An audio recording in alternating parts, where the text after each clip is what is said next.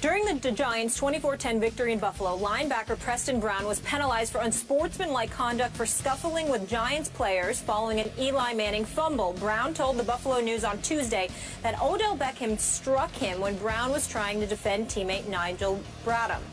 Quote, "That's what he does. He'll get away with it. He's the golden boy of the league. He's on the cover of Madden. Sometimes you get away with stuff like that." The coach, Herm Edwards, is in the house. Appreciate you being here with us. Always good to see you. Welcome back. It's Odell Beckham Jr.? Yes. You're wide receiver, right? Yes. ODB. Okay. Skip. Wait, you got a problem with this? Football must have changed or something. Yeah, it's changed a lot. So the DB should have retaliated against him? Oh, yeah. Legally, too. Yeah, okay. You can do it legally. Well, you can. Yeah. And I think some have been trying this year. All right. What do you make of this whole situation? Thank you. Little perspective here. Yeah. This is just 2 cents worth of my thoughts on this from a distance. I think this young man has entered a little bit of a danger zone early in his NFL career. He's had maybe borderline too much too soon given to him. Obviously, as was just pointed out, cover Madden, number of national TV commercials already. Much of it off one catch that we all agreed, greatest catch I ever saw. Yeah. I mean, you could make cases for a few others, but boy, it was up there. And it came in a home game on Monday Night Football, the biggest stage in the sport, in which his team lost to my Dallas Cowboys, just for the perspective of this. But all anybody wanted to talk about the next day was that catch. And it rocket launched him in the city of New York. And you know, you've coached there. Yep. Boy, there's no better. It's the media capital of the world. There's no greater place to pull off that kind of play at that kind of moment than that city. And he capitalized in the offseason as he should have. But there's a lot of jealousy and resentment out there that he has generated. And one thing did catch my ear last year, and I hope Ryan Clark doesn't mind me bringing this up, but Ryan Clark played against him, obviously, I think only one time last year, if memory serves, because I think he was hurt the other game. Ryan obviously playing for the Redskins. Yeah. Remember, Ryan went to LSU, and this is his LSU brother, Odell Beckham Jr. He loves Odell Beckham Jr., but he was a little surprised because he said Odell on the field just talks trash like crazy, like he's really just spewing trash the whole game. It appears to me it's the way he fuels himself, is to talk. But you're going to pay some price because they're not only going to talk back, but they're going to go back at you a little harder and a little harder. And there have been several incidents already this year in which he said the DBs are coming at him, maybe a little late, maybe a little too much, maybe a little over the edge. Well, it's who you are and the stage that you now find yourself on. So I'm just throwing my 2 cents out there. I'm not surprised by this, and I don't think we've heard the end of this because he's a young man with huge acclaim, huge future, and a whole lot of people are saying, hold the phone here just a second. Let's check him out a little bit. Go ahead. Well, I agree with you. Humility is something that we have to understand we need to have, regardless of how successful you are, because there's a lot of things that go on that help you have the success. And I think he's going to learn that. He's a young player, New York, obviously, big stage, fabulous football player. Oh, yeah. Little sample size so far. Yeah. But I think as this thing continues to go, defensively, when you hear things like this, the opponent, and obviously early in the season, you had saw some things where defenses were kind of getting after him a little bit, and he was kind of chirping back, say they're holding me, they're grabbing me. So he's found a way maybe to go back at them now. So I think at the end, you realize this, when you're a defensive player, you don't play with the ball. You don't play with the ball. So, you know, there's ways you can go about doing your business and settle this all down. And I think defensively, hey, you'll look at this and go, okay, we're playing them. This is how we're going to go about doing it, and we'll see where this thing goes. He is a fabulous player, but we'll see. We'll see going into this rest of the season and how this thing unfolds for him. Will he become a guy with humility? I don't mind a guy fueling himself and talking. That's part of it. I played corner my whole life. Guys are always yapping, you know, and you yap back at them. But there's a code of conduct that goes along with playing professional football. Mr. Smith. Well, I hear where both of y'all are coming from. I don't disagree with any points either of you made. They're accurate, but I think they're incomplete.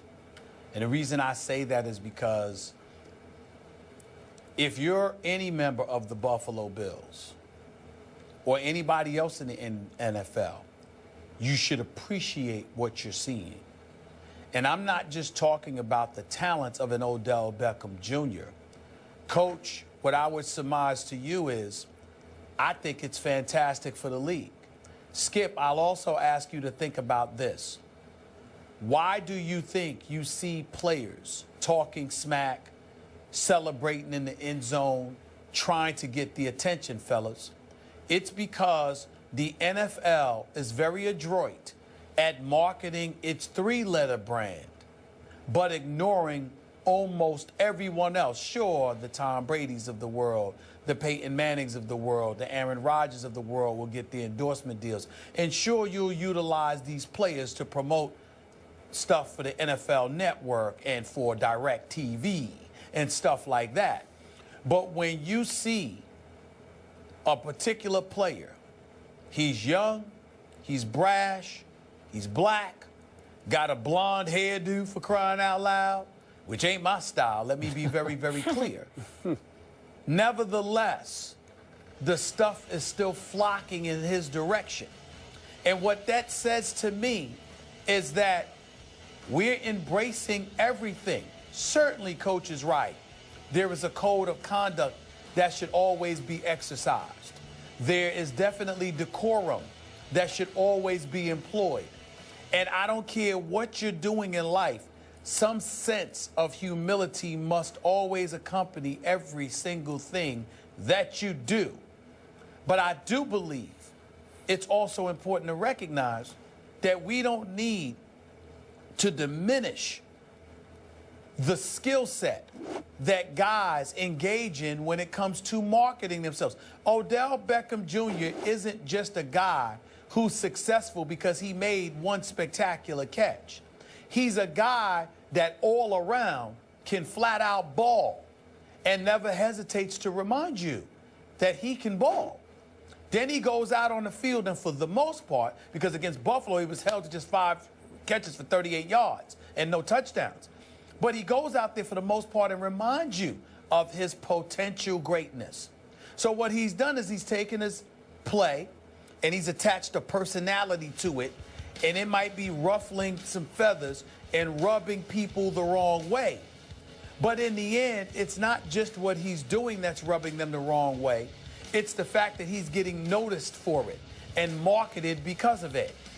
And as a result, instead of hating him for it or hating on him for it, I'm talking about the Bills here, instead of hating on him about it, appreciate it, learn from it, and learn how to capitalize on it for yourself.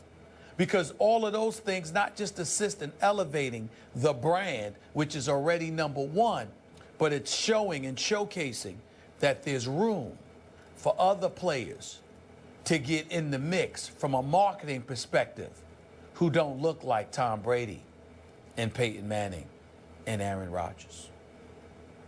I like what you just said. I appreciate it. And that did open my eyes to one thing that just occurred to me. And just a quick point, I'll let you speak. But I have nothing but respect for Peyton Manning. But Stephen A., to your point, there are some nights I'm watching my TV, different games, and I feel like every commercial has Peyton Manning in it. No disrespect to him, but it's like every commercial is another Peyton commercial. After a while, you say, wow. Nationwide is on your side. Yeah. So I get that. My only point about Odell is that he has to be careful about his emotions, his young emotions. They're still a little immature as he tries to figure out his place in this league. And you have to be careful to learn to channel them instead of letting them run away with you. That was my big takeaway. Yeah, look, I don't have a problem with a guy building his brand when you're a great player and when you make plays. Yeah. And you play a game that a lot of receivers cannot play with your skill set. So I don't mind him doing that at all. What's puzzling to me is defensively, I mean, you worried about a wide receiver?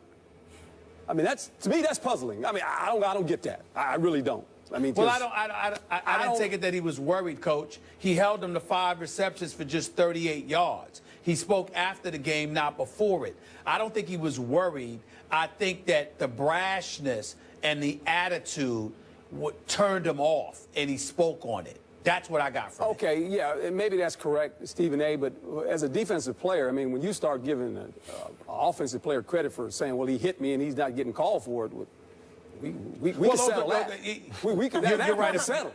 That's settled between the lines. Well, you're right about that, but I think that what he was saying is, I think that was just an excuse to highlight his belief that Odell Beckham Jr. is receiving the Golden Boy treatment. Well, and that's what it was. That's what it was about. There's a lot of guys that get certain treatment now. Yeah. We can say that about a lot of quarterbacks. Some do and some don't. And by the way, frame this with the fact that the Bills are by far the most penalized team in the National Football League, and they were in the course of getting 17 penalties, and so they're saying, well, what about them? You know, like, no, they were getting away with. By the way, Skip, it was an ugly game on both sides. By the way, Skip, Rex Ryan had better get his act together. I think the fact that they're the most penalized team speaks to the level of discipline that they lack, which is okay in most instances. But when it comes to Rex Ryan, that was what got him out of New York to some degree. I know. He needs to be careful about that. Yeah, but he took no blame on Sunday anyway. Took a little bit on Monday, I guess. Speaking of Sunday, according to our Dan Graziano, Beckham has been fined $9,000 for his actions in the Bills game. I'm sure that's going to hurt him. And through his first 16 games, he has the most receiving yards ever in the NFL. He'll get a commercial to pay for that. Yeah. Petty cash. All right. In Atlanta, the Falcons are off to a perfect start to the season, but are they getting the credit they deserve? Herm is sticking around to answer that question after the break.